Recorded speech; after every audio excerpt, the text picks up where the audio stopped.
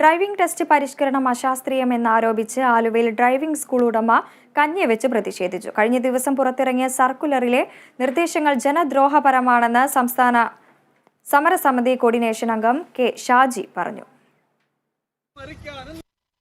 ഞങ്ങൾ ഈ സമരം നടത്തുന്നത് ഡ്രൈവിംഗ് സ്കൂൾ മേഖലയിലുള്ളവർക്ക് മാത്രമല്ല, ഈ സംസ്ഥാനത്തെ ലൈസൻസിന് അപേക്ഷിച്ചിരിക്കുന്ന 9 ലക്ഷത്തോളം അപേക്ഷകർക്കും ഇനി അപേക്ഷിക്കാനിരിക്കുന്നവർക്കും വേണ്ടിയിട്ടുള്ള ഒരു സമരമായിട്ട് പൊതുജനം കണക്കാക്കേണ്ടതാണ്. നിലവിൽ ഈ 9 ലക്ഷം അപേക്ഷകൾ കെട്ടിക്കിടക്കുമ്പോൾ തന്നെ അത് തീർപ്പാക്കാതെ പുതിയൊരു അശാസ്ത്രീയമായ, ഒരിക്കലും നടപ്പിലാക്കാൻ പറ്റാത്ത, പൊതുജനങ്ങൾക്ക് അപകടം ഉണ്ടാക്കുന്ന തരത്തിലുള്ള ഒരു സർക്കുലറുമായാണ് സർക്കാർ രംഗത്തിറക്കിയിരിക്കുന്നത്. ഇത് ഒരിക്കലും നടപ്പിലാക്കാൻ സാധിക്കില്ല. ഈ സർക്കുലറുമായി ബന്ധപ്പെട്ട് ബഹുമാനപ്പെട്ട ഹൈക്കോടതിയിൽ കേസ് നിലനിൽക്കുന്നുണ്ട്.